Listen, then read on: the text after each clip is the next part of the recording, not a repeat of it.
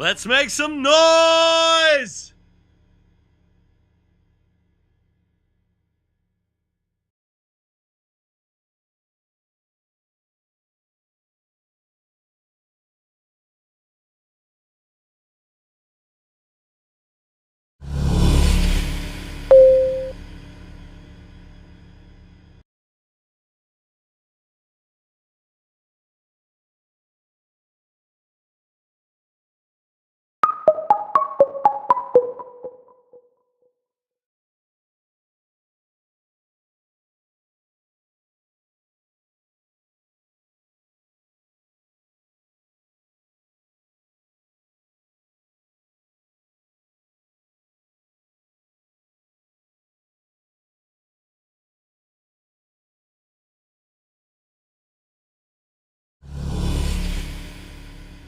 Let's make some noise!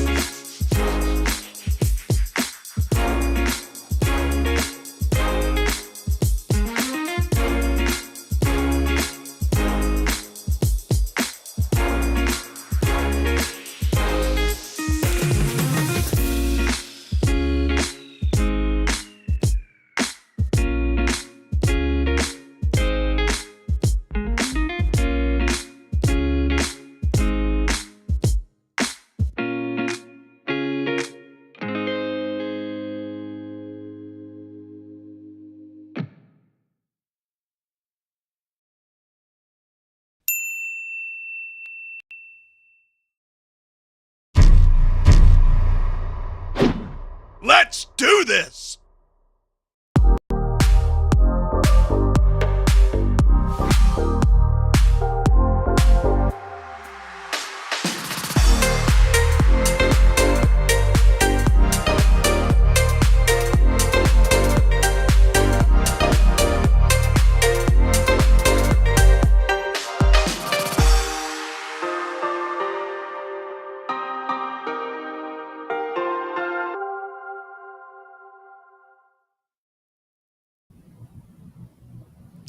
Hello, hello, hello. Welcome to another episode of SOC. It's so good to be here. Hello, Richie. How are you doing?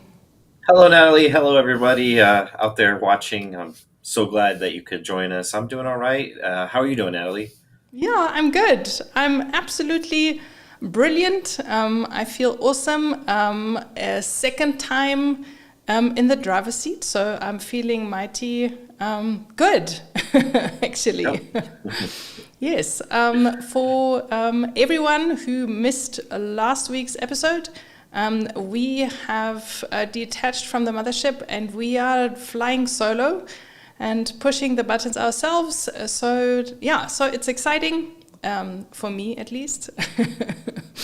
And it's great to be back. How's everyone doing out there? Well, Natalie, at the end of last show, you found the sound effects. So you're going to have to show us, give us some now that you found where they are and know how to use them. Yay! I know where they are. Absolutely. And let's go and say hello to a couple people who are here with us. So let's do this. There's Dan. He is in the car traveling. Please be safe. I hope you're listening and not so much watching. Yes. Yeah. That well, would be unless good. you're not driving. Yes, please. Hi, Dan.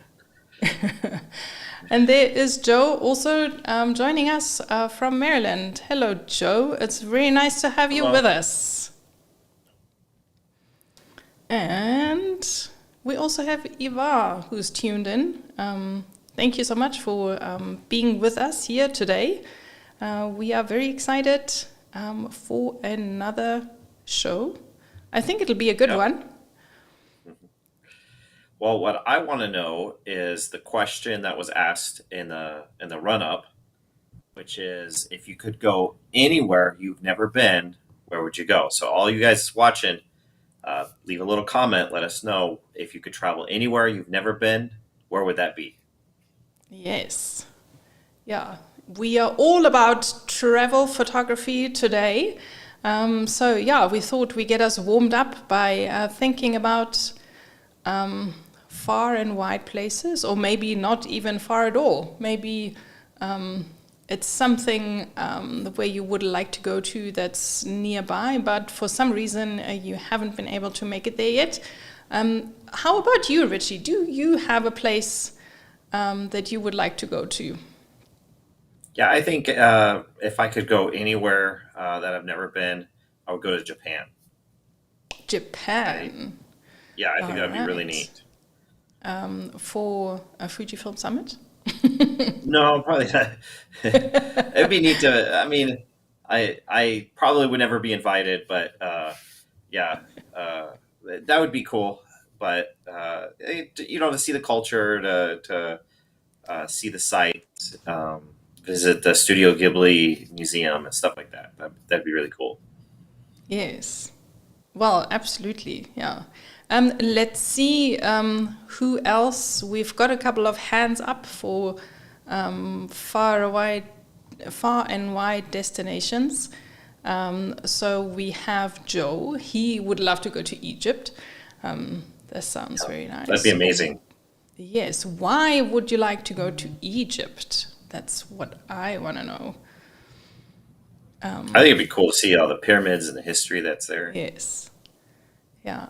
I went there, but it is so long ago. I believe it's very different. I mean, I guess the pyramids are still there, but they haven't gone anywhere. Yes, hopefully. Yvonne would like to go to China. Lots of places cool in too. China. Maybe see the Great Wall and stuff. Yes, yeah, absolutely. And then we have Hugh who joined us. He would like to go to Columbus. No, I think he's joined us from Columbus. You think so? I think so. Hello, Hugh. Thanks for joining us.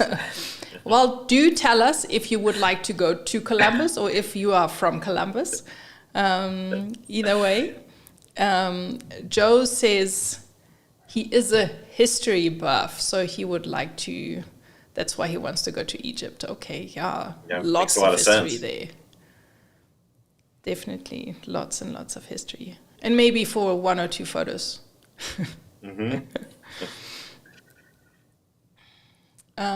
Well, great. Excellent. Well, if there's anyone else who wants to share with us where they want to travel to, we are about travel for this entire show, so we can keep on discussing nice destinations and what to do there, because we have lots of topics lined up that we want to discuss, all around travel photography and traveling. So we, as you know, if you're new, you may not know that we don't only talk about recipes and Fujifilm, but especially today we want to look at, if you're traveling, what is it that you need to do even before you travel, and then while you're traveling, to make your trip more enjoyable and to get the most out of your images.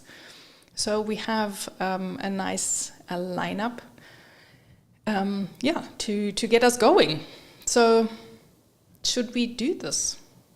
Yeah. What do you say? We will talk about film simulation recipes, but we'll talk about a lot of other things too.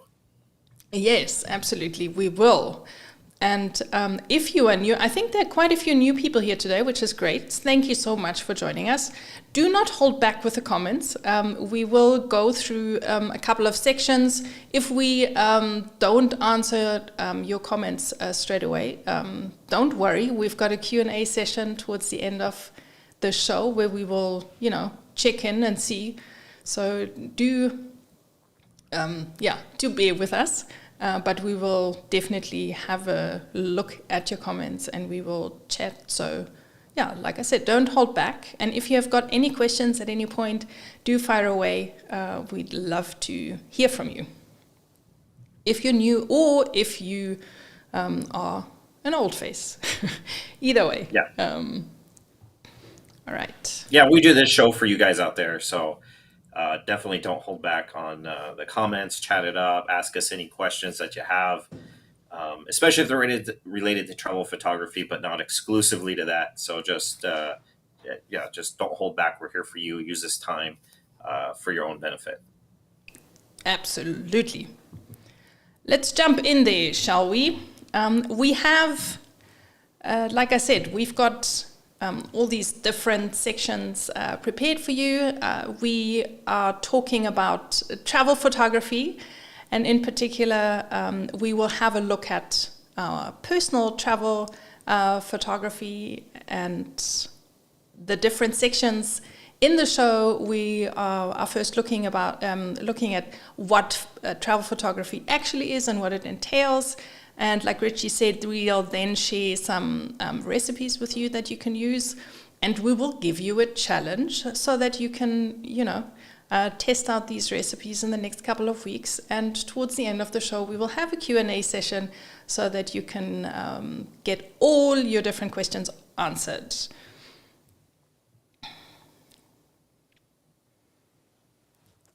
And in this first section, we are looking at what travel photography is. We are going to look at gear that we recommend and what you can do preparing for the trip.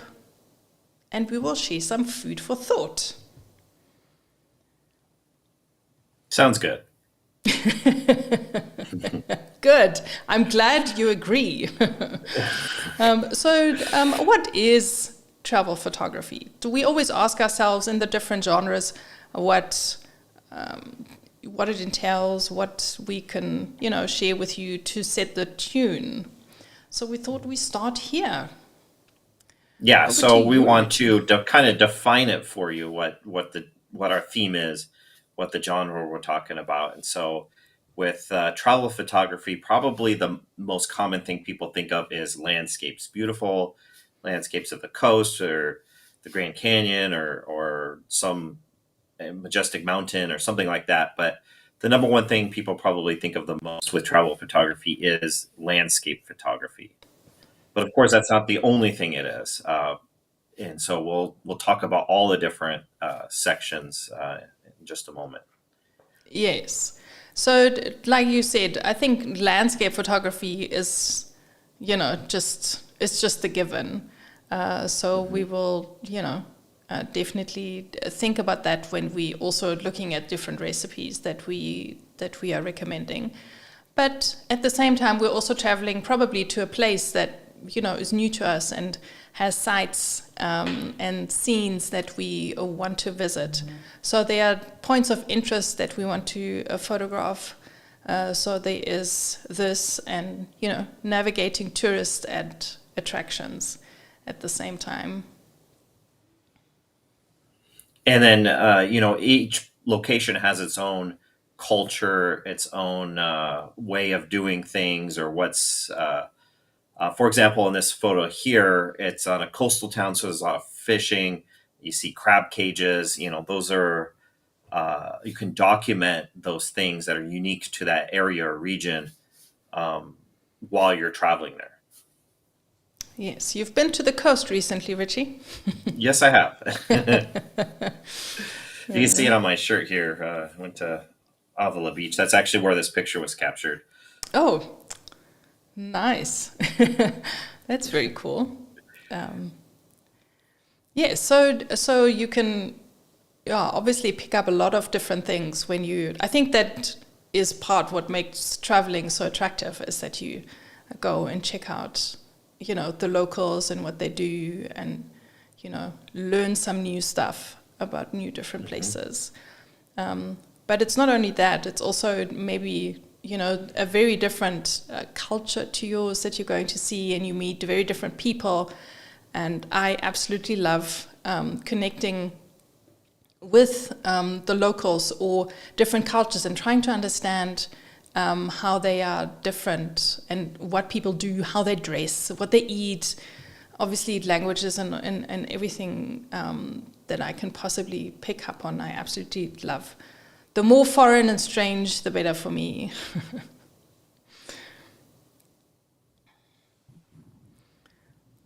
But we also understand that there are lots of different areas that we go to that we may not know or understand. So we thought, that we use this photo of Richie's, and let me hand over to you to fill in on the story as, to start out with.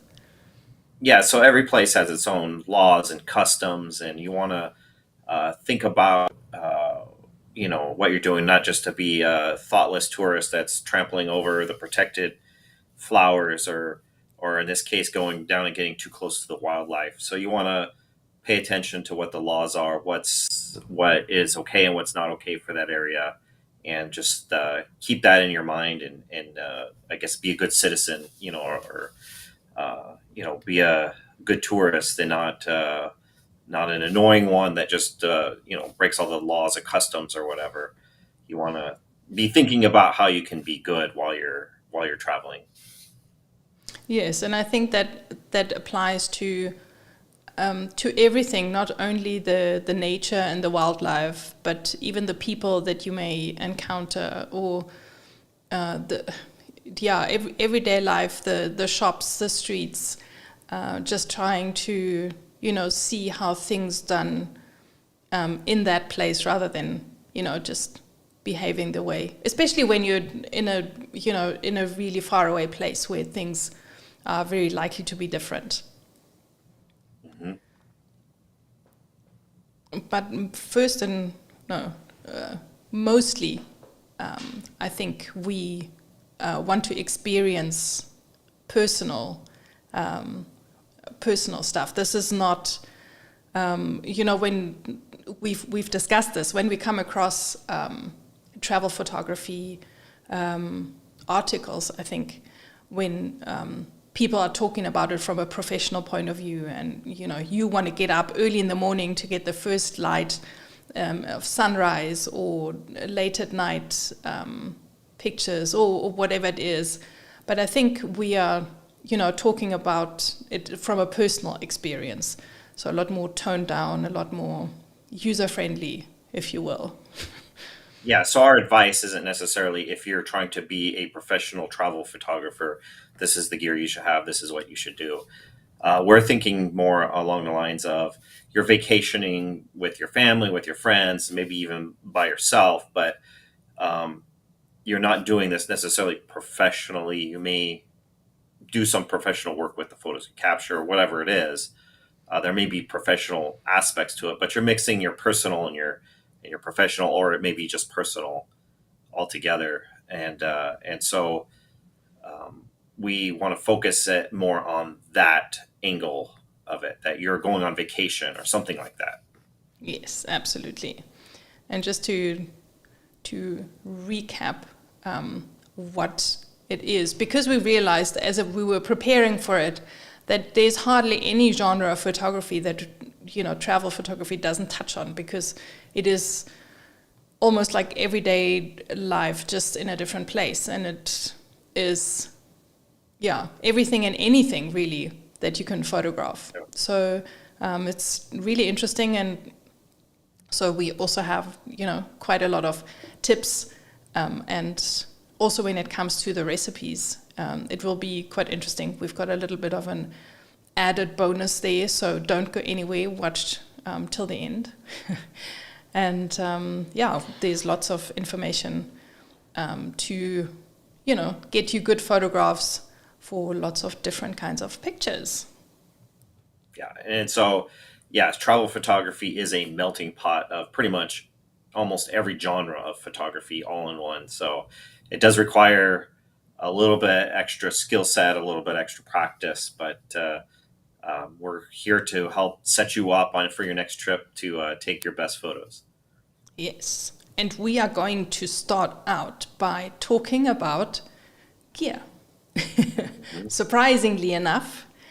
And I'm going to hand over to you, Richie.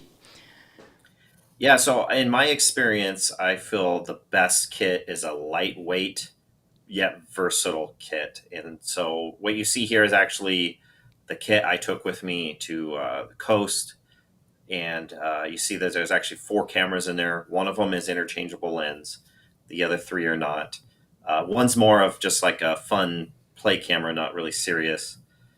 A handful of small lenses, one larger lens that happens to fit in that bag. All of that stuff you see pictured there actually fits in that bag. So I think it's important. I think one camera, one lens is a great philosophy. I think it's very wonderful, but also at the same time, you need to be prepared. Maybe there is a situation where you want to capture a photograph, but that one camera and one lens won't do it for you, or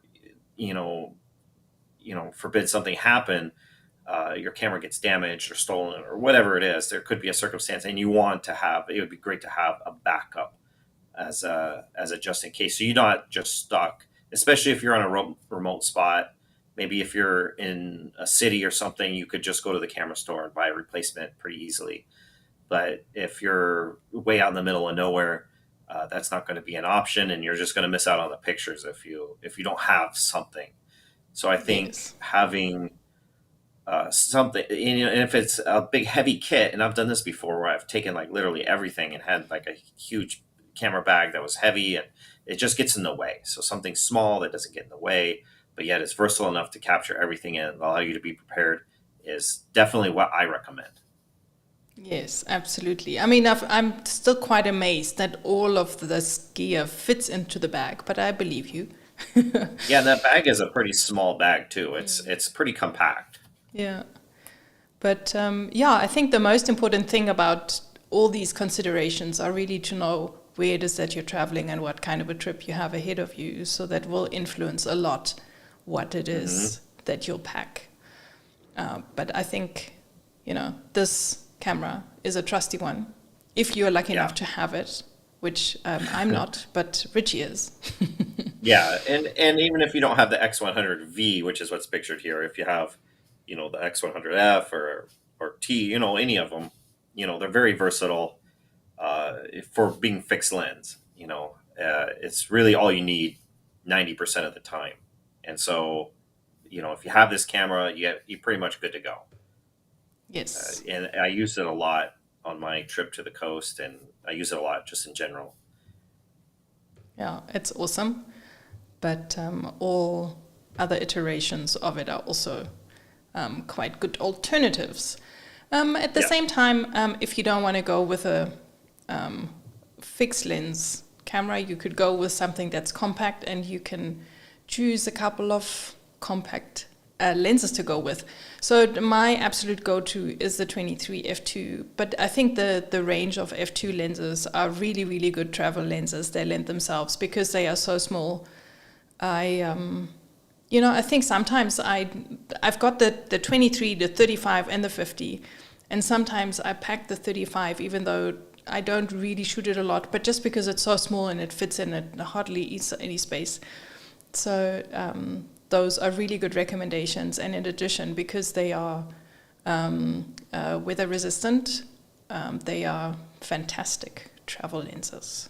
So yeah, whatever it is that you pack, make sure it's compact. Yeah, any of the f2 series lenses are really great because they are small and lightweight, and just good quality in general. Yes. And we can obviously, there's so much different gear and cameras, and, even beyond the Fujifilm brand, what lends itself to travel. These are just ideas to, bring the point home that you minimalize. I think a minimalistic approach will go a long way in travel. Like Richie said, and I did the same thing, having gone on travels and tours and half broken shoulders a couple of weeks later, because you just, don't want to carry all that heavy. I think those days are hopefully behind most of us, because these mirrorless lenses just are really, opening doors to being able to travel much more enjoyably, if I can put it like this.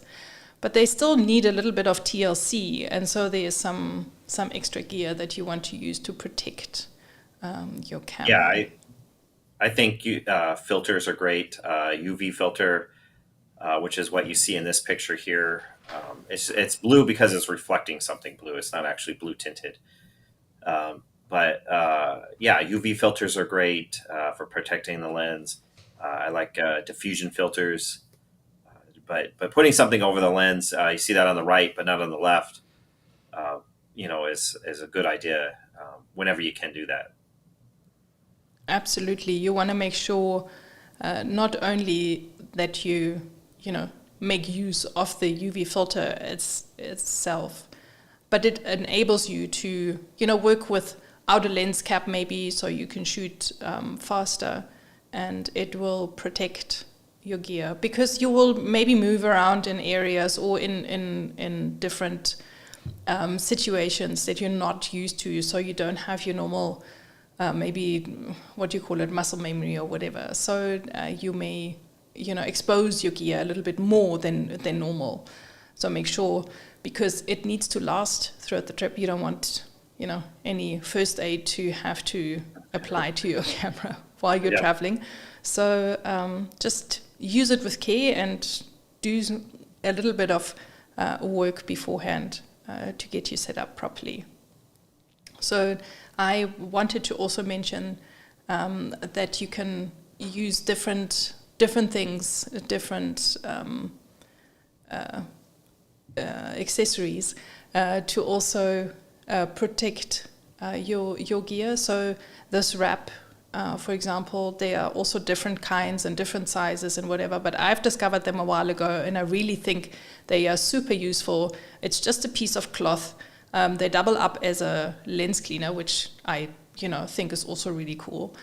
And they just wrap, and you can wrap lenses or cameras, and they then fit in the bag, so you don't need extra padding. But I feel like they save a lot of space, but still protect your gear. And then if you're going somewhere where it may be really wet or whatever, you can even add, wrap it up and then put it in a Ziploc so that it's protected from any kind of water or maybe dust, all the same. Yeah, and that works really, really well to get your gear to last throughout the trip.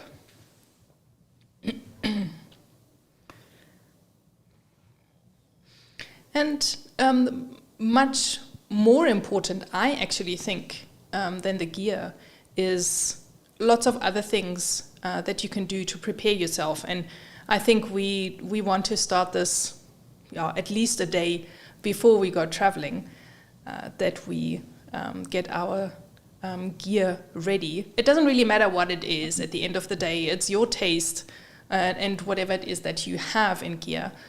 But all the other things that you can do, and this is where it now gets nice and juicy, where you can get your camera set up for your travel photographs. And don't forget something like a camera strap, for example.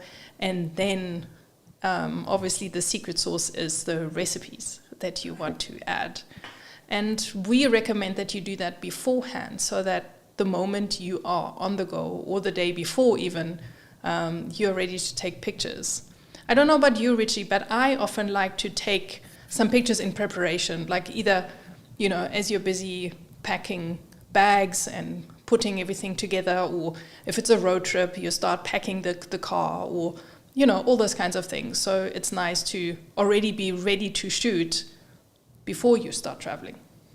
Yeah, and I like to pre-visualize what I might encounter while I'm there. What's the weather going to be? And we'll talk about all this in a minute. But what the weather's going to be, what scenes. Am I going to the beach or the mountains? Am I going to see a lake? Am I going to a bunch of wildflowers or whatever I expect to encounter? I want to kind of think about what settings, what recipes might do good for those situations, and have those programmed into my camera, like you said, the day before or even a couple days before the trip, just to make sure that it's all prepared, get it all packed before. You don't want to be doing it last second, then you forget something.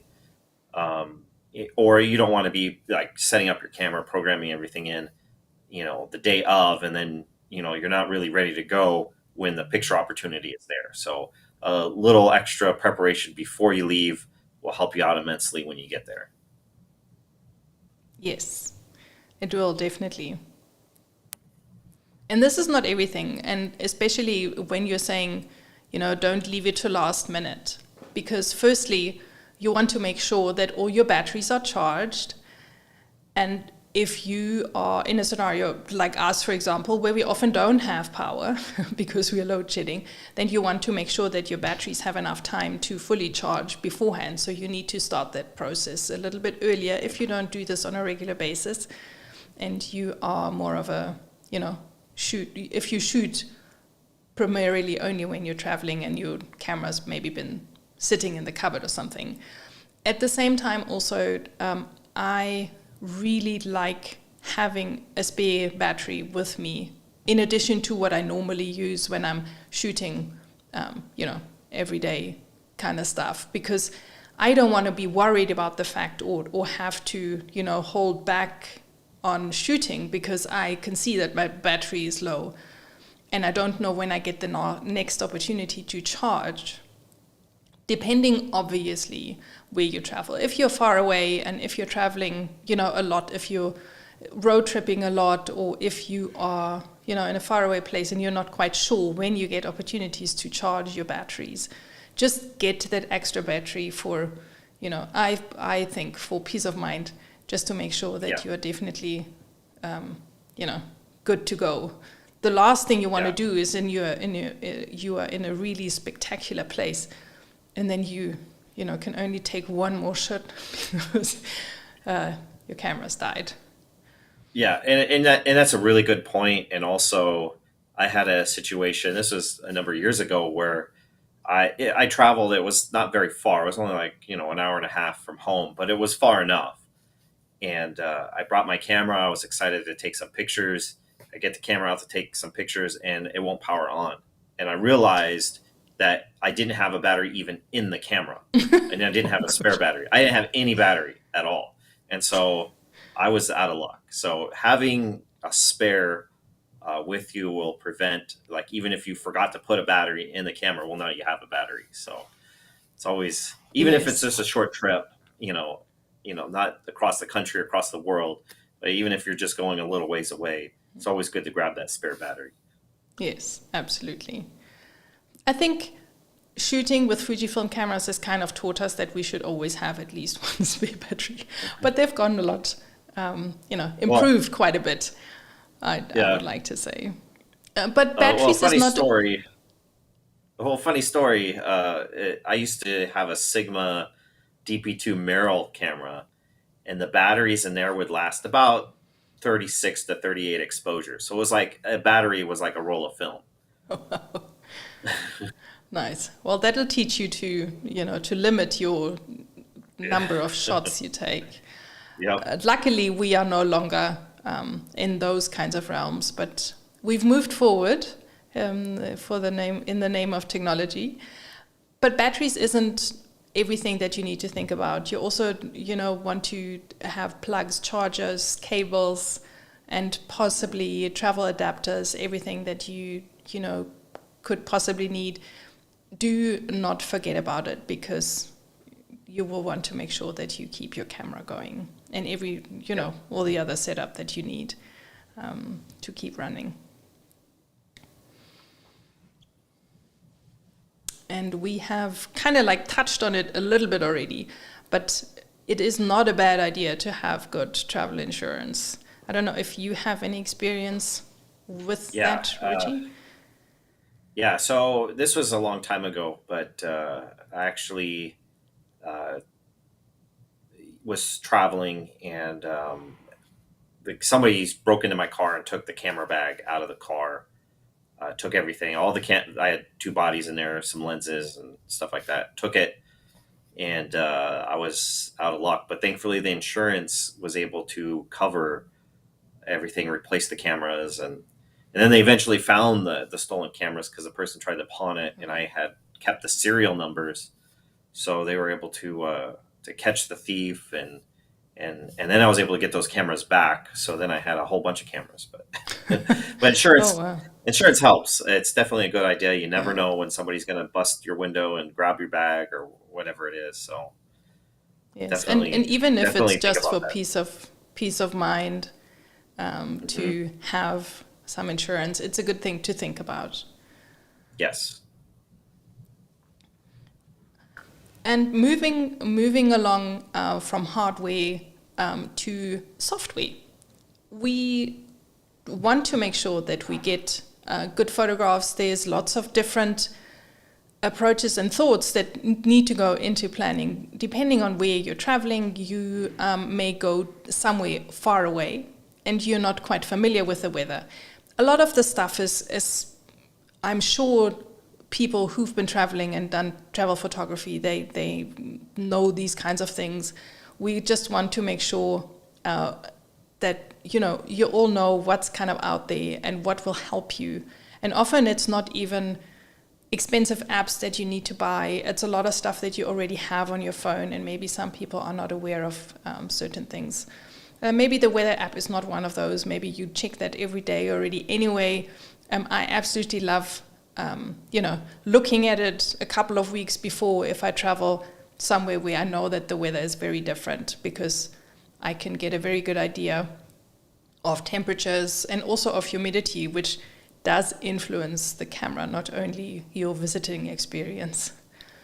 But even, more importantly, I think there are apps out there that help you to show you what the sun or the light does in a certain place, where the sun rises, etc. This particular screenshot here is the photographer's ephemeris, but it's just one example. There are a lot of different apps out there that give you a similar kind of result. Yeah, definitely look at those things before you go, especially the weather. Look at sunrise, sunset times. Look at the temperature, humidity. Is it going to rain? Things like that. And I think that's very important. At the very minimum, do that. Yes, it will give you a really different kind of an experience. And if you plan beforehand, it will also give you an idea of the terrain so that you can, plan and just, give yourself the best options of what kind of photographs you may want to take. and yeah, not only know what the sun does, but also what kind of a location you're going to. The App Store and Play Store and just all the stores are full of different apps, especially for traveling. I think because we love it so much and we do it a lot, and we can find a lot of help beforehand that then helps us once we're on the ground to just find our way better. We can, first of all, know where to go, and we can find attractions. So a little bit of planning does go a long way, and then you can really, once you arrive at your destination, you can focus on taking those nice pictures and taking in the different sights and sounds, and just really enjoy it rather than trying to figure out where you actually are and what people do in those places.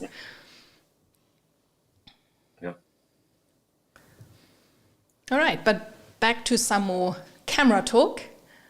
We want you to get the most and have the most benefit from traveling with your Fujifilm camera in particular, because, at the end of the day, we're talking about shooting images straight out of camera, and so we can reap the benefits from that, with the whole ecosystem.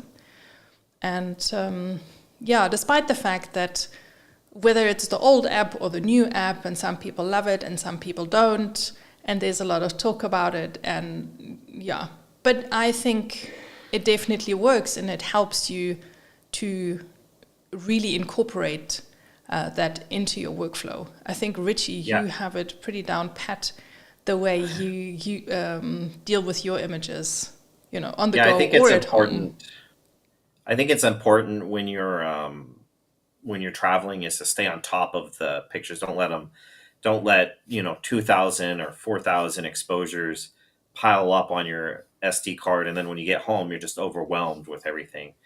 I think what I did this last trip, I think worked really well, was to, when I had moments throughout the day, eating lunch, riding in a car, whatever it was, I would transfer the pictures off of my phone using the Fujifilm app, from the camera to my phone, and then I could then upload them from there to cloud storage. So I tried to stay on top of it throughout the day. Before going to bed, I would spend a little bit of time getting the last pictures off the camera onto the phone, and then cropping or straightening if I needed to do that, and then up to cloud storage. So that way, each day I stayed on top of it, and then when I got home, I really only had like the last day to go through, and so and that was real easy because that was a travel day, and so I had a lot less pictures. When I got home, almost all of my workflow was finished, and I could just then enjoy or share the pictures. Yes, we want to just go through a little bit of those details. So when you and it's a good idea to have, if you haven't used your images straight out of camera while traveling before, or if in general you're new to shooting with Fujifilm, for example, it's a good idea to just think about how you are going to use your images and possibly share them while you're traveling, which I'm sure you want to do. We all want to, share with friends, people, or strangers where we are and what we're doing. So it's a good idea to get those apps onto your phone if you don't have them already, and just spend a little bit of time to plan ahead so that you don't just, shoot a lot of images and then you have so many you don't know, you can't find them, and you spend a lot of time trying to look for the ones that you want to share, and then when you get home, you've got a mess of thousands of images, and it takes you a very long time to go through them. So we want to make sure that doesn't happen. And like Richie said, he's got, his, I think you use just the Photos app on the phone, apart from the Fujifilm app. But there are obviously tons of photo apps. I particularly use Lightroom Mobile. I think it's really good because it helps me to archive and sort my images and also gives me the option to edit if I need to. But there's, I'm sure there are tons of other editing apps out there, but if you need to, put them on your phone straight away, and also stick with a few. Don't get carried away and try to have too many, because that will also be confusing. And keep it simple and easy, and whatever it is that you have on your phone or on your tablet will be, the one that you can use, and it'll get you through your holiday. Yeah, so like for me, 99% of the time, I'm just using the Photos app on my iPhone and just doing a little cropping and straightening. But I do have like Snapseed, R&I. I don't use them very often, but I think it's good to have like one or two available just in case you need something a little bit more. Yes, absolutely. To have that option available. And then also familiarize yourself with it. You don't want to learn new software while you could be enjoying a particular interesting situation somewhere while you're traveling. And, sharing is caring, as we know. And I'm sure most of us know Instagram. It is obviously a great sharing tool. It also is a way to kind of like save your pictures somewhere. But something that I came across, which I really enjoyed, especially also in hindsight, was sharing images through WhatsApp. So it's maybe people think, you're just chatting with your friends or family. But I did a trip where every day I shared pictures and locations, and I also obviously talked a little bit about the impressions that we had every day. And looking back, this whole WhatsApp chat is kind of like my travel diary. So I don't need to go and write in addition to that. And if you do that straight away from day one, it really is a very nice journal that you have, that you can maybe even have a group where you share with your closest friends, and then, you only share it once. I really enjoyed that. So in case you haven't done that before, give it a try. I'm sure you will like it. And then afterwards also just to go through everything again. And, you have all the pictures together with your locations. You don't need to remember what was the guide's name, or I don't know if you have that. It's like, while you're there and for the next couple of days, all those names are in your head, and then you're back home, and then all of a sudden you don't remember what that was called or where exactly this was. That, but I think I will in the future.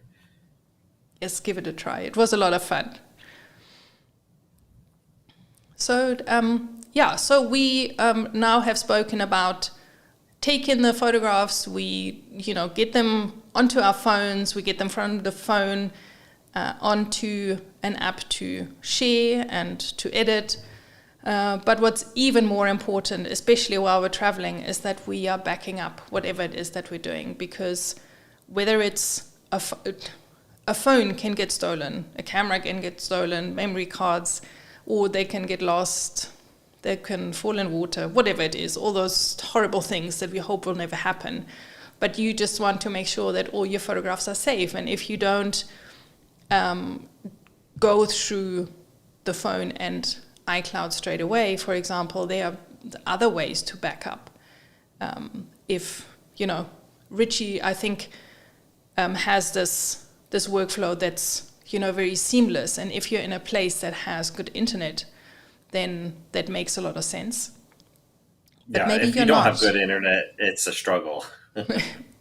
Yes, exactly. I mean, you can obviously, when you are maybe going to your hotel in the evening or whatever, there's Wi-Fi available. But maybe there isn't, or maybe you just, have too many images, or whatever the case may be. There are other options available. There are hard drives. This one here is something that I've used on travels before. It's maybe not the latest model, but it's really neat. It's a hard drive, and you can just insert your SD card, and you don't need to, worry about internet speed or storage or whatever, and everything is there. And when I traveled with this, I didn't need a computer, so that was, very helpful. But obviously you can go into the cloud anywhere, and set those services up before you travel so that, from day one you can go and, be ready. So I don't think, did I miss anything from the backup point of view? No, I think just the stress that it's important to get those pictures off of your camera, off your SD card, and put them somewhere else and not just your phone. Yes. That way, you have them later. You don't end up losing them, or like you said, your phone gets stolen or something like that. Yes, it can.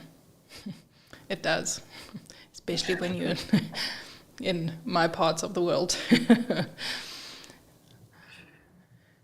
But also when you are back home, you want to make sure that the images that you've taken while traveling are safe. And not only safe, they're also in a manner that you can, get back to them easily. You can find them and you can share them with friends when you are back home to show them. So a good archiving system is something that'll go a long way, even if it's not for right now. But that's why I use Lightroom. I have for the longest time, and I will not move away from it because I've got so many thousands of pictures in my collections, and I really find my way around, and I can easily get to it from my phone or a computer. So that makes a lot of sense. And if you do it regularly and you keep with the system, it will go a long way into being a nice archive that you can always go back on. So don't not do that. And then, you've got photos on a hard drive here, on a computer there, some on the phone. It gets, confusing after a while, at least for me. Yeah, and I got like so many pictures on an old laptop that is just sitting in a closet, hasn't been fired up in years, and that's not what you want to have. You want to have the photos be accessible and findable. I don't know if that's a word. You want to be able to find them when you need them, and not just that they get lost in the digital dust. That actually, 10 years from now you'll be able to find that photo without too much trouble and look at it, share it, or whatever. Yes, definitely.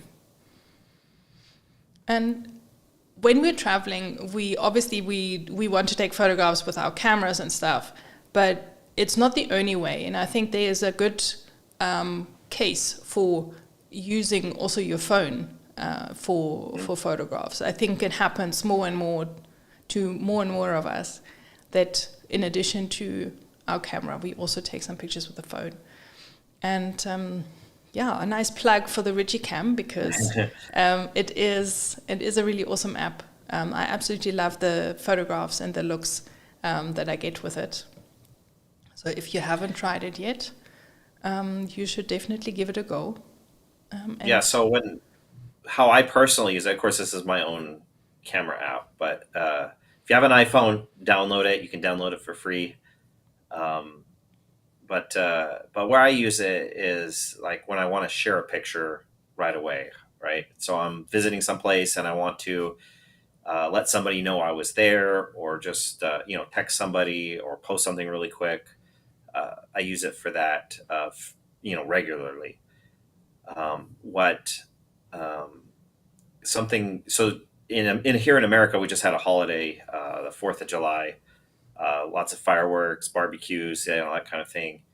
And my wife Amanda was using the Rigicam app to kind of document the day, and she was using the standard film filter, which is just the default regular one that comes with Rigicam when you download it. So anybody who downloads it has access to this filter. And she used the flash on her phone, and I was just kind of blown away by how much it looked like the disposable cameras, that we all used to use 20 years ago to capture these kind of days. And it was really cool, and I enjoyed seeing those pictures. So you can use it for something like that too. Yes, yeah, It's really nice, and it gives you different angle, look, approach. Sometimes, grabbing a photograph quickly or whatever. So, yeah. So give it a try. I definitely love it. I can only recommend it. There are a few other things that we wanted to point on when you are traveling in a location that is very different to what you're normally used to. And this photograph is to tell a story that happened to me when I traveled I went to Vietnam, and I was collected from by the tour guide from the hotel for an early morning boat tour. And it was very hot. I think it's always hot there and always humid, no matter what time of the year it is. And we overslept because it was on a weekend and our alarm was set for weekdays only. So we left the hotel room in quite a rush. And when we got out, immediately it was like hot and humid. And the hotel room had been very cold. The aircon was quite cold in the room. And when we got out, we were hit by this big change in temperature and humidity. And immediately my camera fogged up. And it took quite some time for that to disappear, for the camera to, get to the same temperature. And while this was happening, the lens was fogging up and there was nothing I could do. Even wiping it, it would just fog up again and would make everything even worse. So I was really bummed by that and a little bit stressed out. It did disappear after a while, but it obviously took some time. So the first couple of images that I have of this, very different scenario on the river and the boat and different, people and impressions, they are all, a bit of a haze. So I can only tell you not to do that. It still could turn out pretty cool. Well, some of them are usable, not straight out of camera though, but I was able to fix some of them. And in a way, is it a nice, story to tell, I guess. But while you're in it, it's not nice because like I said, you can't do anything. You just need to wait for the camera to warm up. And the same obviously goes the other way around if you are traveling to a very cold place or, just something where, you're in your hotel room or inside, that the temperature and the conditions are very different to the outdoors. So keep that in mind and just give yourself some time and check your alarm settings the night before to make sure that you're on time the next morning. Yeah, and also, if it's forecasted to rain, you probably want to, try and have some sort of weather sealed equipment or cover your equipment. Maybe use a Ziploc bag or something. Just whatever the weather is, know what it is and be prepared for it. Yeah, definitely. And also be prepared for the light.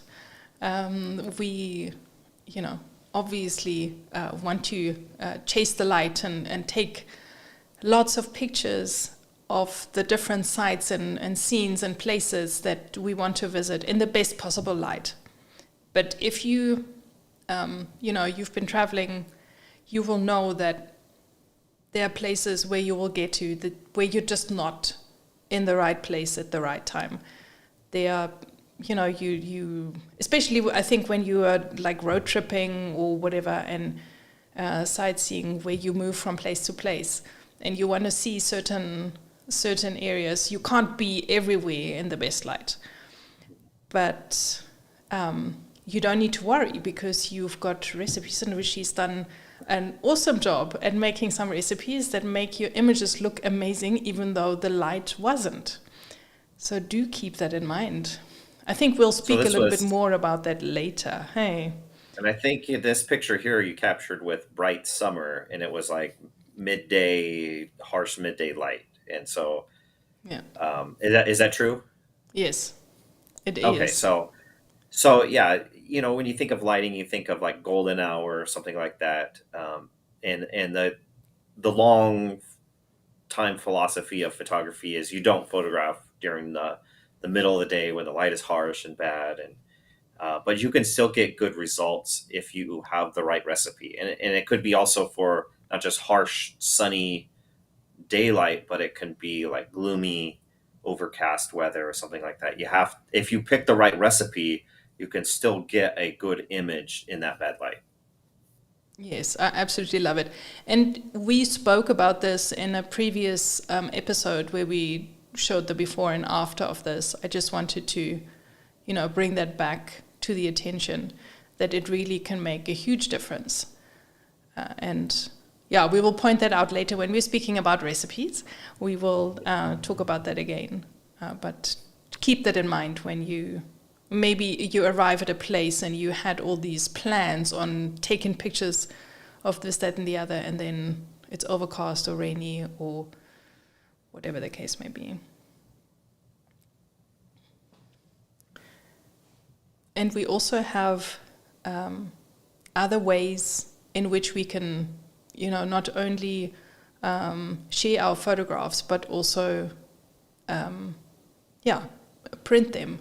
And I want to, this is Richie's picture, I want to hear from you how you use them possibly while traveling or while you're on the go. Yeah, so, I didn't take the Instax printer on this trip, but I've taken it on other trips. And, I've also taken the Instax camera. But what I like about the printer is that, and especially with the Fujifilm straight out of camera workflow, is that you can capture a picture, use the app, put it on your phone, send it to the Instax printer, and have an immediate print of it, to share with other people or to keep for yourself. Or you can, when you get home from the trip, you can make some prints. And I think it's important in this day and age, we don't print nearly enough of our pictures. And even though the Instax pictures are really small, I think it's a fun way to remember. You can stick it on the fridge, you hang it, on a little display somewhere. You can pass it out. Like sometimes I'll do that, and I'll give like one of my kids a picture for them to keep or something like that.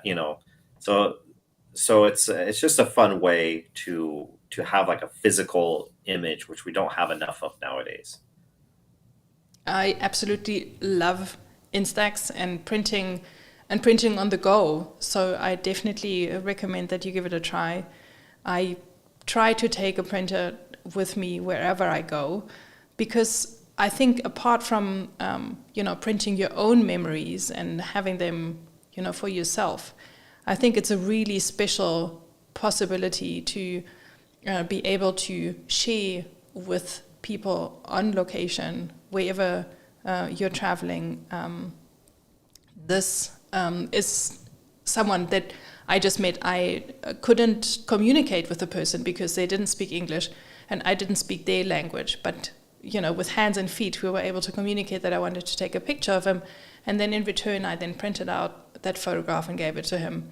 And I just, highlighted it here just to make sure. His expression says it all. So I think he was quite chuffed to have that print.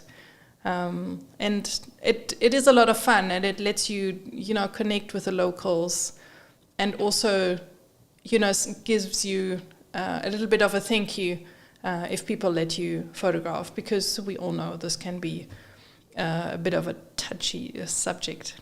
But I just wanted to quickly bring in one comment here, because before we mentioned Instax, Joe said, what about a small portable Instax printer to share photos? Well, yes, exactly. So maybe, Joe, you want to share with us if you have any experience of using a printer while you're traveling. Is it something that you do? We would love to hear how you use it or how you're planning on using it. Or maybe other people have a similar kind of experience with it.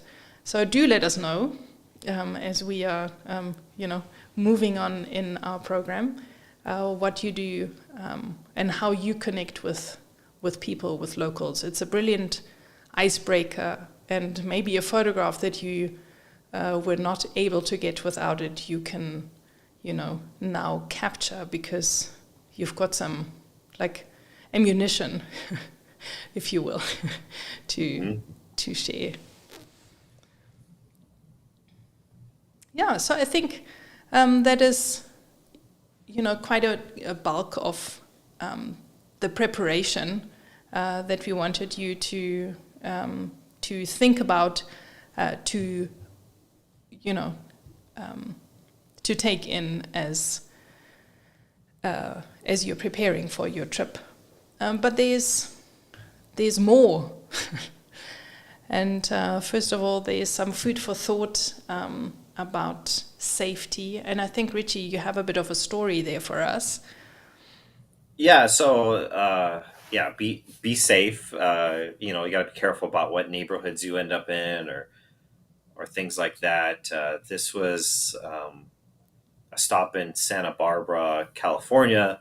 It didn't seem like it was that bad of a neighborhood, but there was a lot of questionable characters, such as this person here who ended up just sitting down on the ground, very close to where he is right now, and getting high in front of everybody. So, you just be safe. Choose the neighborhoods that you go to, the places you go carefully. Maybe avoid some at certain times of the day. Maybe make sure you're with a crowd of people, and that kind of thing. And I think it comes down to preparation again. If you are traveling somewhere where you haven't been before, a place that is very different or very far away from your home, or places that you usually go to, then read up on certain places, read up on where you can go, and also, figure out where there are areas that you should maybe avoid, or certain practices in many countries, especially when you are in tourist destination. Unfortunately, a lot of people, take advantage of crowds, etc. And then, you will learn about practices of maybe pickpocketers or so forth, things that you can, avoid, if you prepare. So be just as a word of caution. But not only being safe for yourself, it's also really important to understand cultures and habits of and the rules of the places where you're going to visit.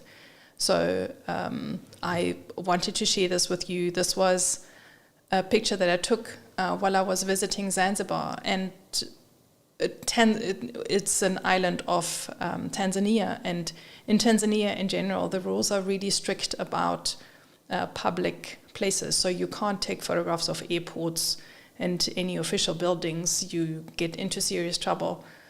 And not only that, also on Zanzibar, as it is a long-standing tourist destination and has been for a very long time, there are a lot of tourists there every year.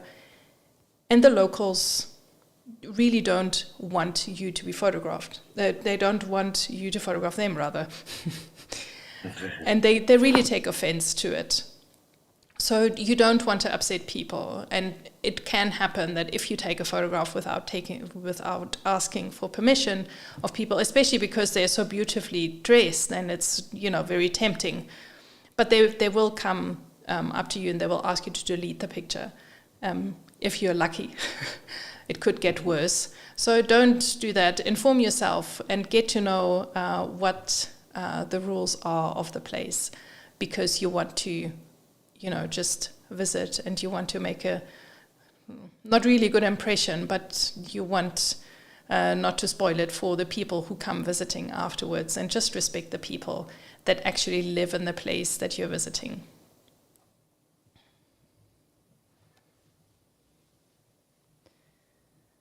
And then finally, we also want you to get some tools to help you with that. There are lots of different travel apps and sites that you can make use of, from TripAdvisor to Facebook events, Richie, you say that you use Yelp in your areas, for example, but these are just a few of the different kinds of apps and platforms that have tons of information to not only what's going on in an area, but habits, places to visit. You don't want to miss out on the most important place to visit in a country because you weren't prepared. I think that it goes a long way, and it's great to again read up a little bit about that. But there's tons of stuff out there. And despite the fact that it actually happened to us, that we did a stopover in Dubai, and we happened to arrive there on Eid. So all the shops were closed, and it was really crowded everywhere. So we would have possibly chosen a different date if we'd known. So preparation goes a long way. Yeah, if you don't have your own personal tour guide to, let you know about all these things, and, you have to, use Google, use, any number of apps that are available. There's tons of resources, but definitely put in the finger work or the footwork or whatever you want to say to be prepared to know these are some places to visit. These are good times to visit them. These are good places to eat, things like that. Yes, eating is important as well. Yes. Yeah. Great. But after all that, I think what we don't, we cannot stress enough, because it's really important that we, no matter what we do and how much we want to take that particular photograph and how much we want to get that picture, it's important that we experience the moment. Yeah, and you don't want to lose sight of what's really important, and it's not the camera, it's not the pictures, it's spending a moment with your family, with your friends in the location, to really soak it in.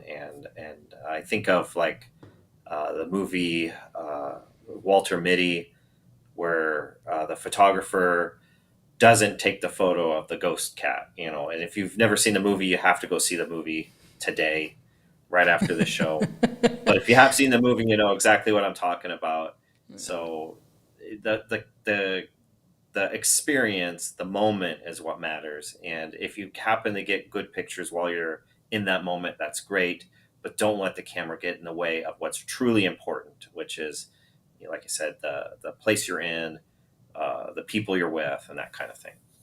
Yes, the people that you're with, exactly. Because they are, at the end of the day, what's really important. And you need to have fun with them and make the most of that. Okay, in all fairness, here I enjoyed the moment, I connected with the people, and I had fun, and I took pictures. But sometimes, the mix, I think, is what makes it really special. So, don't forget to have fun, please. Yeah. Alrighty-o. And that is what all goes into preparation. It's quite a bit, but we hope that you found that useful to, maybe some food for thought, maybe a couple of things that you keep forgetting about. So give it a bit of a think and a try and a test, and we hope that, it helps. Should we maybe take a break and look at some more comments? Sure, let's do that. Let's have a look, see here.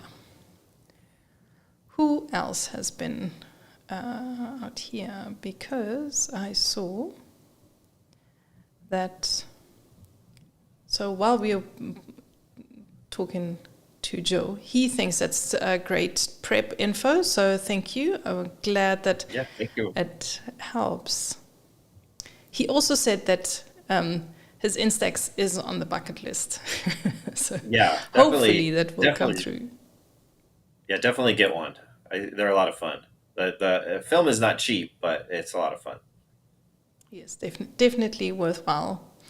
And then we can give a shout out to Enrico, who joined us late today, but he is here Hello, after Enrico. all. Hello, Enrico.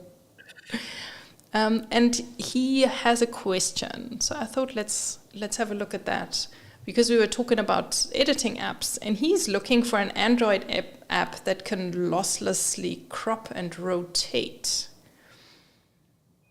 Well, if you crop, you're going to have some loss because you're cropping, but I don't have any. I don't have an Android phone, so I'm not very helpful for this. Yeah, so my recommendation would be Lightroom Mobile. It definitely works losslessly, and if you only want it on your phone, it's even free of charge. You can download it and use it. But if you get a subscription version, it syncs to your computer and across devices, which it's the way that I work. I absolutely love it. It's really powerful when it comes to editing and archiving. So I can only recommend that. I don't work with Android though, so I don't know what other apps are out there that could possibly work lossless. But maybe give Lightroom a try. I imagine Snapseed would be the same as far as lossless, or as lossless as you can get cropping. Yeah. And being in a sense, it's a Google-owned app, I imagine it would work on Android. Yeah, I'm pretty sure it works on Android. Yeah. Yes. So hopefully that helps, Enrico. And then we had a couple of more comments. So let me quickly have a look here.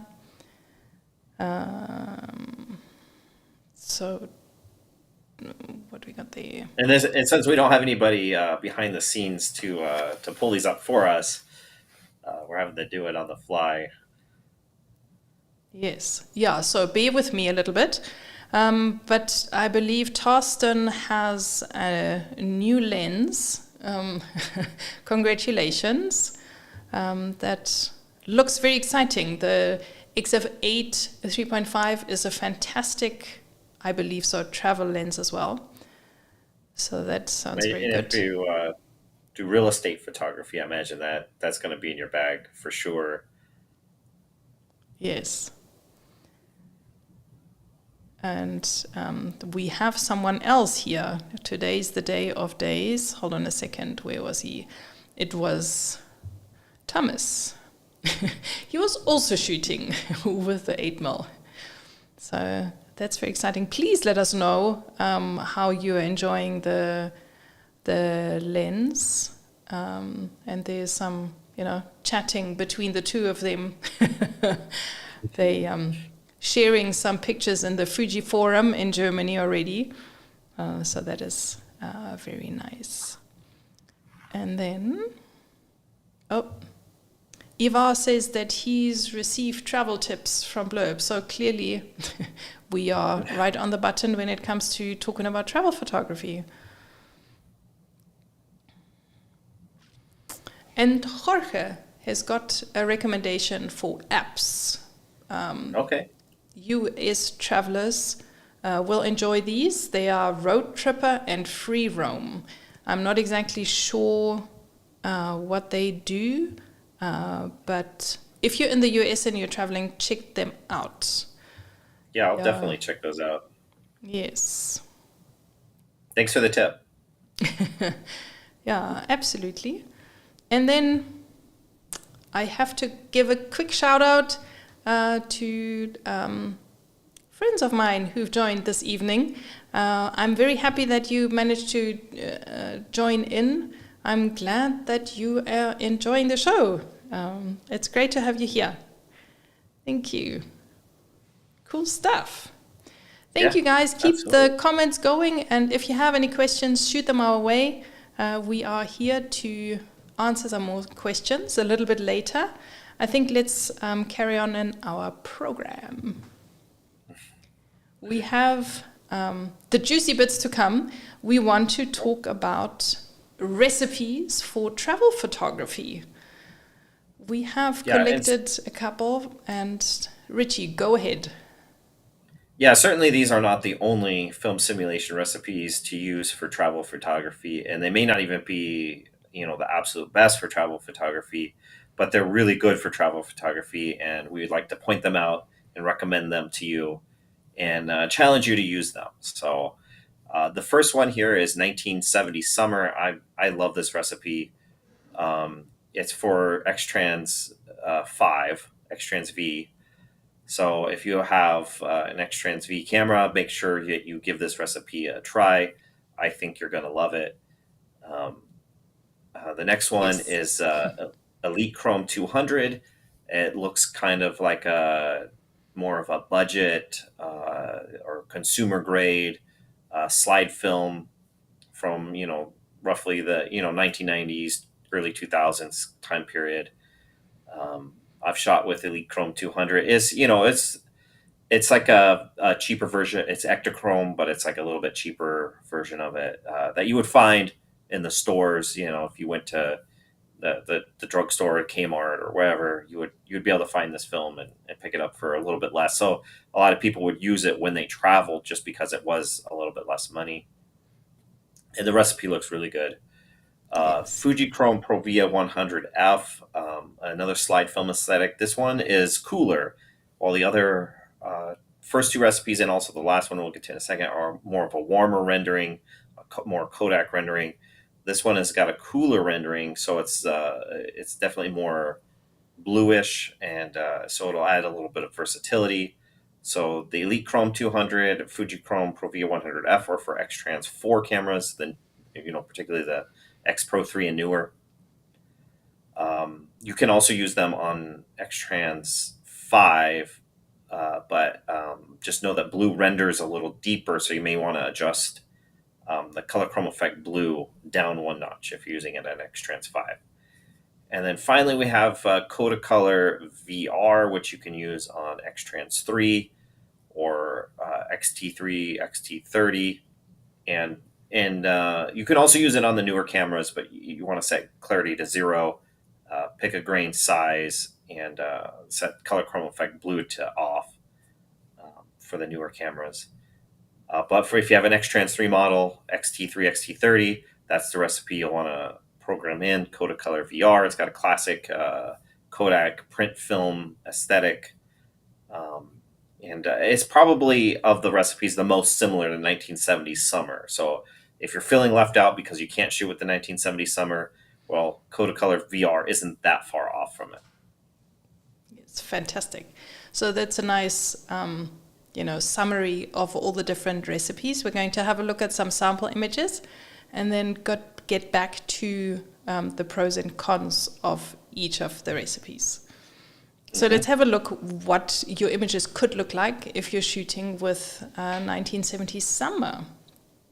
Yeah, especially if you can use a vintage lens or something like that. This will give you a look that will transport you right back into the 1970s as if you took the picture then. And it's definitely warm. It's great for, you're going to want to use it on sunny days. Yeah, it's definitely, to me, it looks like it was taken in the 1970s. This vintage lens is doing wonders to this photograph as well. So it's very nice. If you don't shoot with a vintage lens, your image may look something a little bit more like that, which, I also really enjoyed this recipe because it's, nice and summery, I guess. Yes. And then we have Elite Chrome 200. Yep. And, this is doesn't have a lot of color in it other than the blue in the sky, but you can see definitely has a bit of a slide film look. If I told you that I had captured this on a slide film, you might believe me. I don't know. But this was in what I would call poor light situation, midday light. And you can see the shadows going halfway down the wall from the eaves.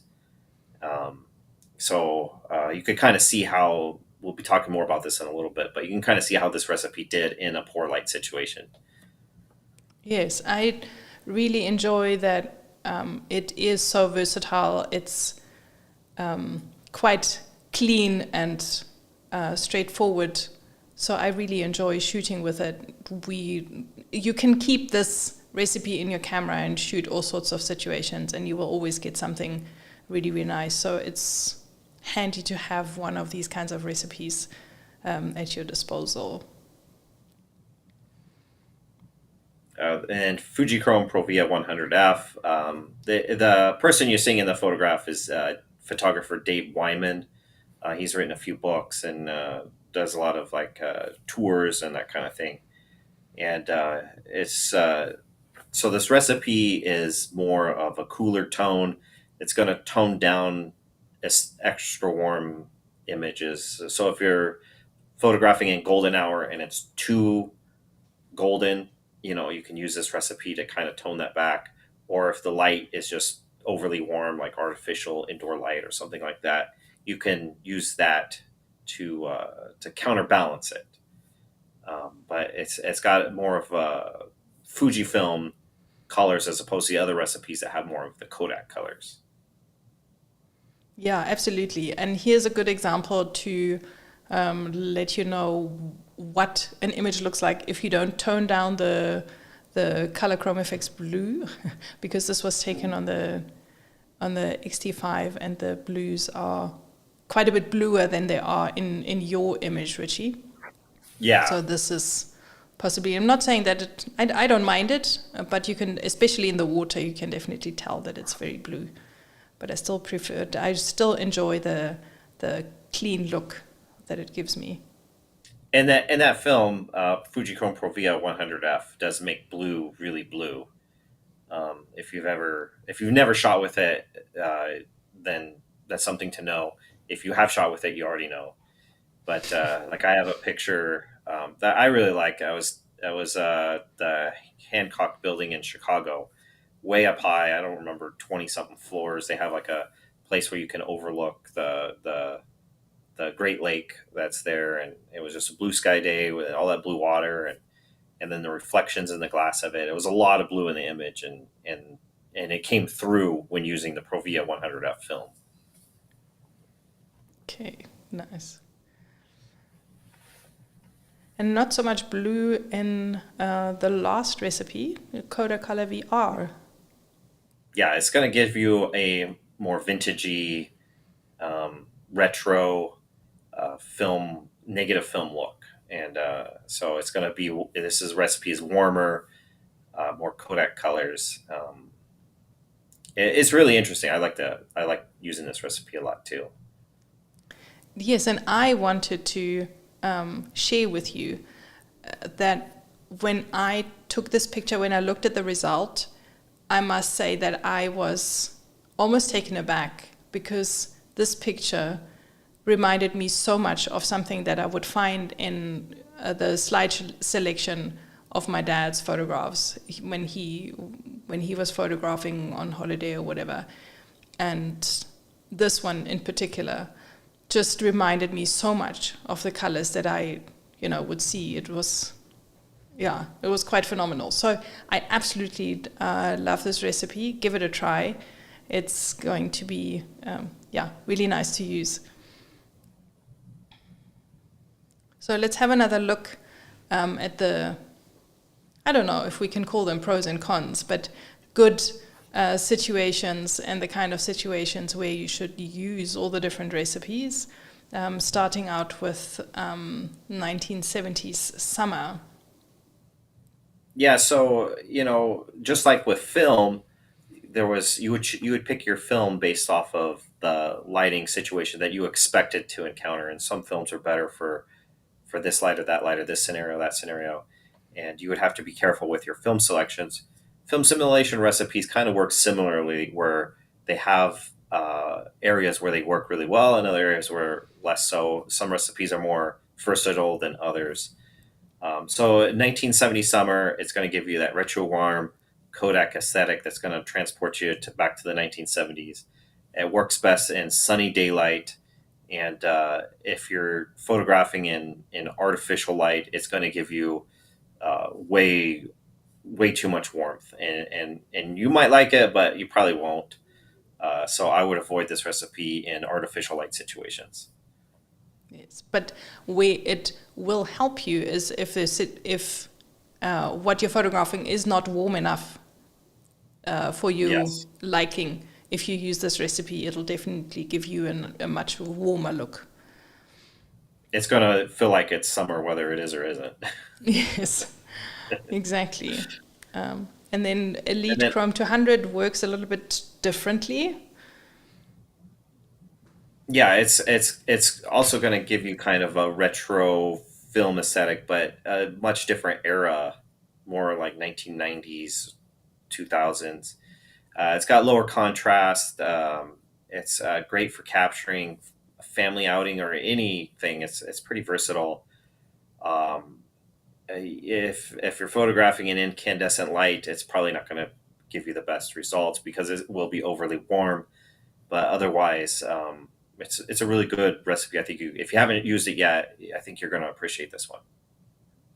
Yes, and I think we're mentioning family outings in particular because if you want to grab shots while you're spending time with your family, you don't need to worry about changing recipes while you're in different places. So it's a good, versatile, all-around recipe that you can just keep in your camera and shoot for the whole day, or even the whole holiday, for that matter. And it will always give you results that are definitely usable.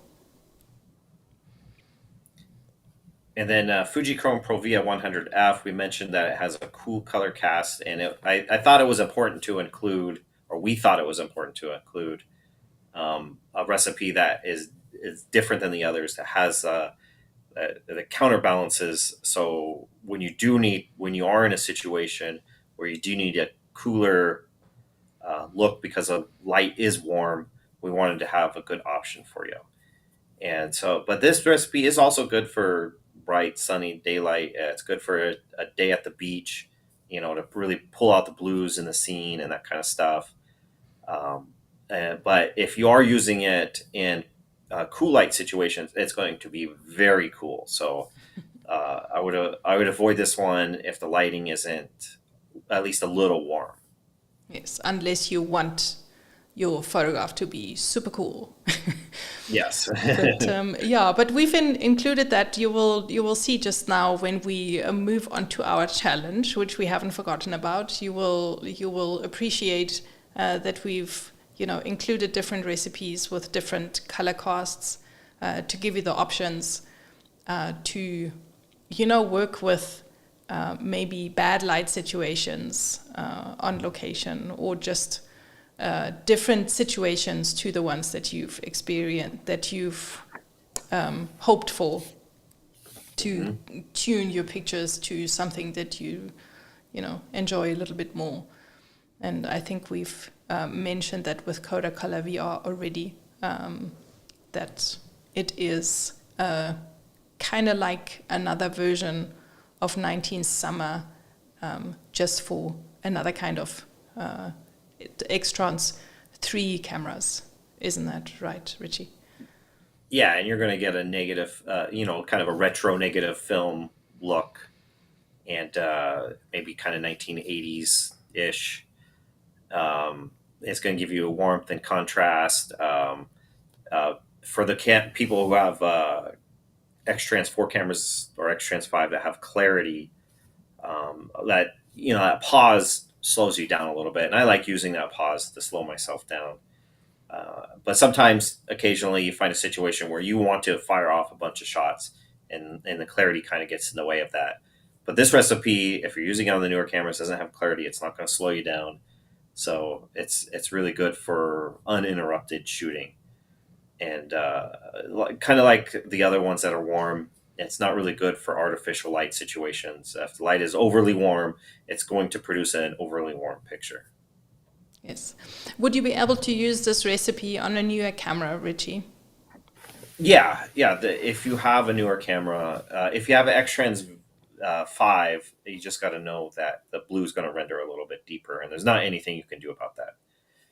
If you have X-Trans 4 camera that's X Pro 3 or newer, then it'll look the same, but you have to choose clarity 0, which is off, color chrome effect off, and pick a grain size, either small or large.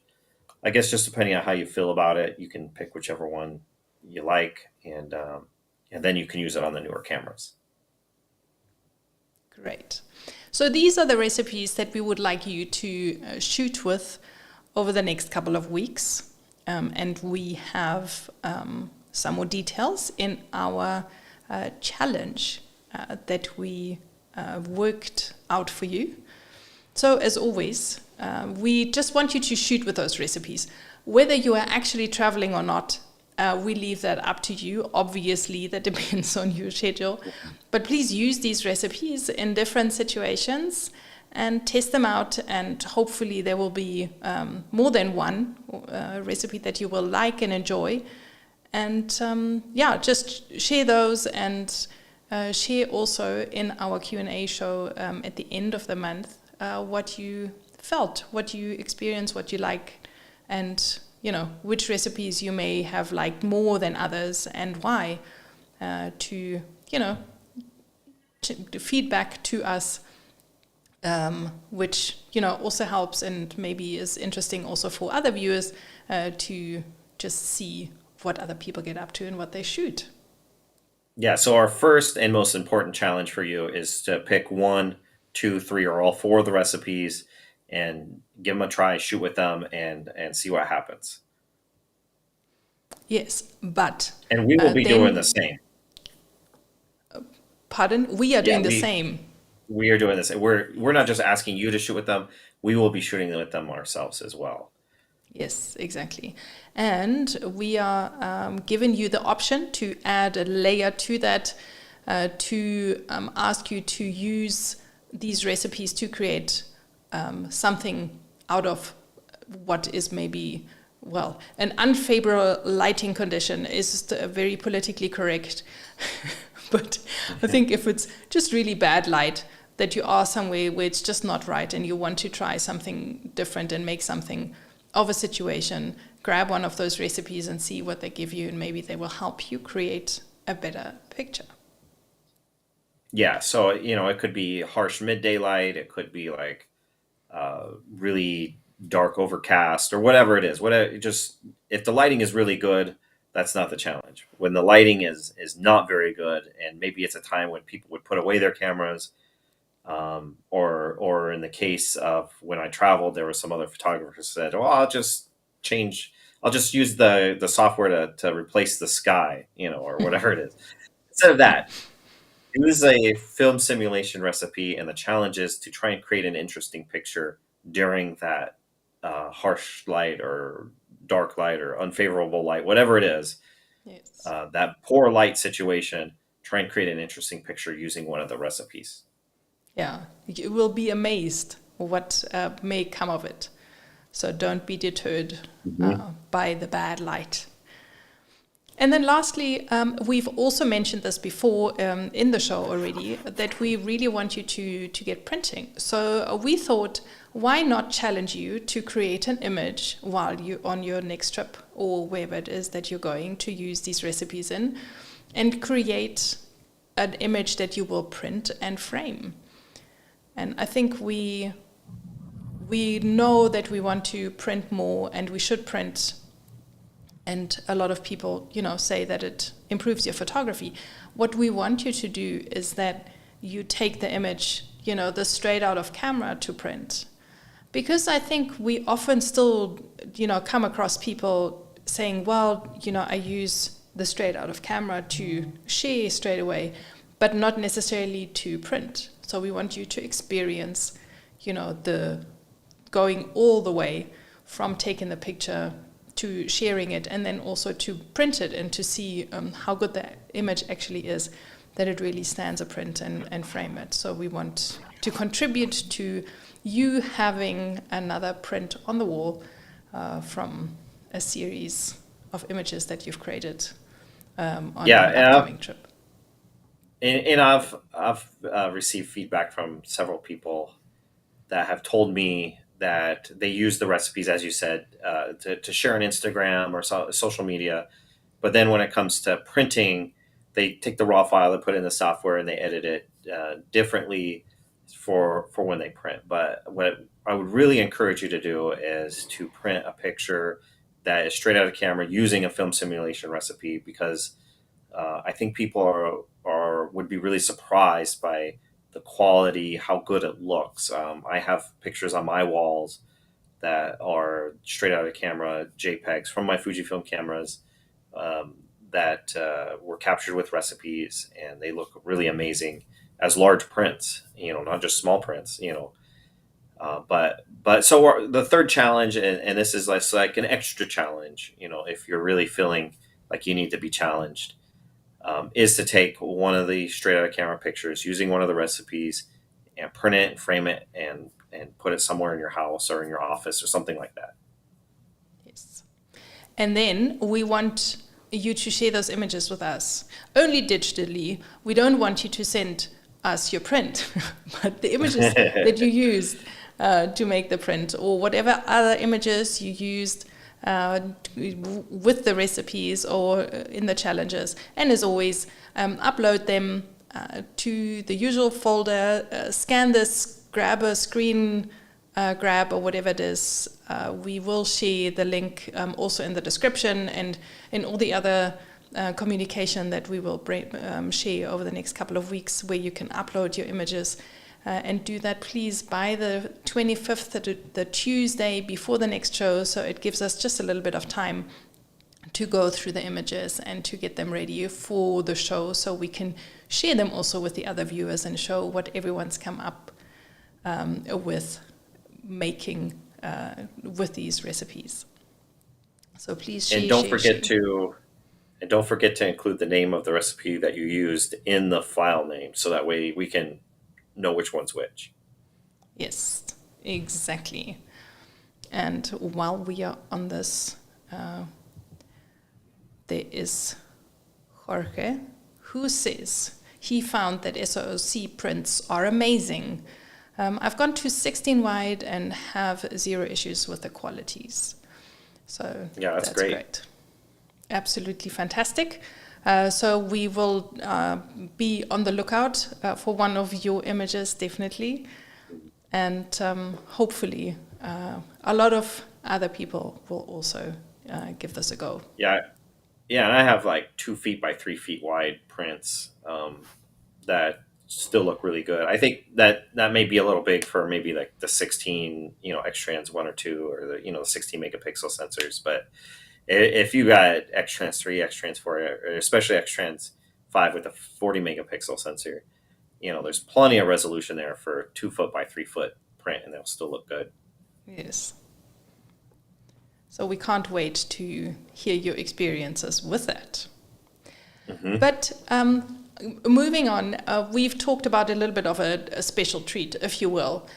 Because we mentioned at the beginning of the show that we feel that travel photography really is about a lot of genres in general. And we have spoken about and recommended different genres and different recipes throughout these last couple of seasons. There have been lots of recipes shared. So we wanted to make sure, in case you are new to this show, or you haven't watched in a while, that you remember that there are quite a number of recipes that we've shared already. I mean, in particular, we've had a radio show on travel photography last year. So as a little bit of an extra service, we've collated these summaries here and even given you a QR code so that you can easily find all those different episodes where we talk about those recipes, and you can go and watch them and get some more information about those. Because your camera has, for most of the cameras have 7 presets. There's a few exceptions, but most have C1 through C7, and we gave you 4 recipes, and you may only have your camera may not even be able to use all 4 of those. So you have extra slots to fill for your travel, and you may be looking for film simulation recipe ideas to fill those slots up. And we just want to mention that we have talked about, different recipes that will work well for travel in the past, and that you should go back and watch those episodes if you haven't seen them or if you don't remember what we talked about. But also, you could just take a screenshot of this screen and the next screen when we get there that show the different recipes that we have recommended, and you can fill up the rest of your custom settings presets with those. Yes, depending on where it is that you're traveling or what it is that you would like to photograph. We definitely have shared plenty. These collections of recipes are from what we used to call recipes for special occasions. We did this in the first 2 seasons of the show. And in addition to that, we also had recipes of the month that we shared. So each episode had one particular recipe that we talked about. If you're a regular, you will remember. And if you are new, then go back and check it out. We would speak about each recipe in a lot more detail and show sample pictures. So there's a lot to pick up on and learn from. So screenshot this one as well, and you can easily get to the episodes by scanning the QR code or just going into the playlists on the YouTube channel and then checking out the different episodes. There's tons of information and different inspirational sample images so that you know what kind of recipes you may want to include in your custom settings. And that So now you should have 7 recipes programmed in, as many as 4 of the ones we are challenging you to shoot with, plus fill in the rest with some of those other recipes we recommended in the past, and get that all programmed in your camera so you're ready to go on whatever adventure you have coming up. Yes, hopefully you have an adventure coming up, and we don't want to bombard you with recipes, so we kept them in the kinds of groups so that you don't get overwhelmed, but rather can find a recipe that may be useful for you in a different scenario. But not to get mixed up and confused, the recipes that we want you really to shoot and try out this month and then use for our challenge are the 4 recipes that we shared to begin with. So we are looking forward to lots of images from you that you will hopefully share with us and experiment, and hopefully you will like them and find them useful for your travels. And if you have any questions, any more comments, you're more than welcome to shoot them through to us, because we have a few more moments, even though we've gone a heck of a long time already. This is another one of those bumper episodes.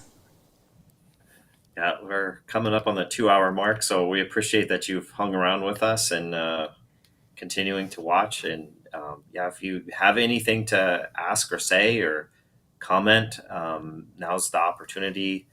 Or if you don't feel confident to do it now, or don't really want to, or aren't able to, we will in the next episode have a longer Q&A session. So you can also maybe make a note of it and write it down and do it then. But you do have still a moment if you want to start typing right now and let us know what your question or comment may be. Yes, if you have questions, type away now. It's gone a bit quiet in the comment section, but we have a few comments coming in. So Eva is looking for some black and white. Yes, absolutely. If you've watched the show at all over the last couple of years, you'll know that Kodak Tri-X 400 is not only my favorite black and white recipe, but I love that recipe in general. It's my favorite. So I used it quite a bit. It was in my camera. I used it quite a bit on my coastal photography. But all the 4 that we're challenging you to shoot with this month are the color recipes. But you still have extra C1 through C7 slots. You can definitely program that one in. It's a good one.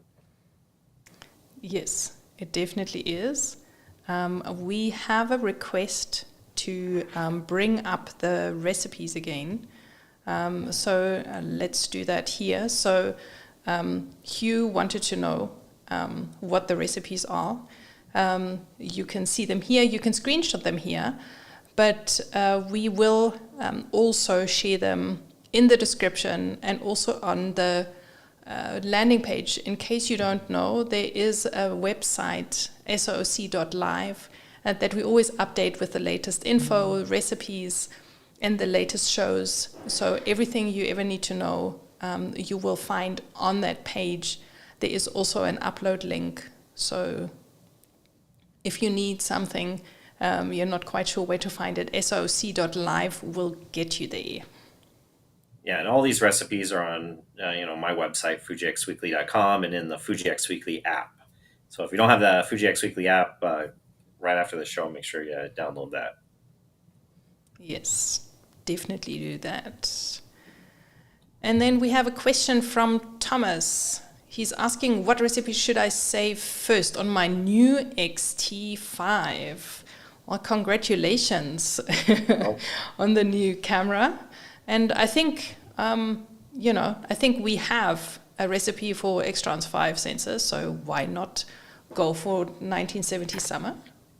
Yes, and definitely since your camera has the new film simulation, you can put in a few, recipes that use the nostalgic negative film sim, so you can give that one a proper try, see if you like it or not. Yes, I absolutely love it. So a good case to, get the app in case you don't have it yet, so you can filter for the X-Trans 5 recipes. I find that a very useful feature indeed, and that will give you a list of recipes you can use. Have lots of fun with that. Yeah, especially if you have different generations of bodies, you can easily, depending if you grab an X-Trans 2 camera, you can easily go in there and filter by X-Trans 2 and just see only the X-Trans 2 recipes, or if you have a X-Trans 4 camera, you can, if you have a XE4 or something, you can pick the XE4 and just see all the recipes that are compatible with the XE4 and that kind of thing. So it's definitely helpful for that. But for an XT5, especially if you're coming from an older model that didn't have classic negative, you're going to want to pick some classic negative recipes too. The list is more limited for X-Trans 5 because the way it renders blue is a little different, a little deeper. So X-Trans 4 recipes aren't listed as compatible, but they really are, as long as you know to take on certain film sims to take that blue color chroma effect blue down one notch. Yes. Well, Richie, I always try it anyway. I see what the recipe calls for, and then I give it a try. I never not use the recipe because I think maybe it's not compatible. And then I see maybe I like it or I don't. Definitely if you're going from, if you have a newer model, you can take those older recipes and program them in and just kind of fill in the missing spots. If it doesn't have color chroma effect or color chroma effect blue in the recipe, you just set it to off. If it doesn't have clarity, you just set it to 0. Yes. All right. And since Thomas is very excited about all of this, we don't want to keep you to keep on shooting and keep on trying out new recipes with your new camera and your new lens. And as far as we are concerned, I think it's time for us to let you know that the next show is in 3 weeks' time. It's the last Thursday of the month, this month, the 27th of July. So please do join us. This is the show, in case you're not familiar with the format, where we will show the images that you've been shooting. We will create a slideshow that we will show, and we will, highlight a couple of images that we particularly liked because of the use of the recipe, and we will, show the challenges that what people have been making with those recipes. So put that in your diary, hit the reminder button, and make sure that you join us again. It's in 3 weeks' time where the next show is coming up. And upload your images 2 days before that date so that we can include them. And to remember all of this, it's best to subscribe so that you get the notifications for everything that's going on the channel. It does help us a lot, and we would love to, for you to be part of the community. Yes. And there we are. It's been a lot of fun, and we talked about a lot of things. This is one of those episodes that, even though it was 2 hours long almost, that you almost have to go back and watch it a second time, just because we talked about so many things. Yeah. I think we realized when we said that we would talk about travel photography, that there are just so many points to mention and so many recipes and so many different genres. So yes, we will make sure that in case you are watching this as a recording, that we will put chapters into the show so that you can, give it, so that you can watch it in bite-size chunks. But thank you so much for sticking around and for joining us today. It's been a lot of fun, and I hope you've enjoyed it. Yeah, thanks for tuning in, and thanks for watching and sticking with us. And till next time, it's have a lot of fun, enjoy using these recipes, and we'll see you in 3 weeks. Yes, 3 weeks it is. Thank you so much. Thank you, Richie, for all your time and for all these amazing recipes. I look forward to trying them out, or rather shooting some more with them. And I hope you are too. And we'll see you again very soon. Thank you for now. Enjoy the rest of your day, the evening. Stay well and shoot lots of JPEGs. Yeah. Bye, Natalie. Bye, everyone. Bye-bye, everyone. Good night, and thank you for watching.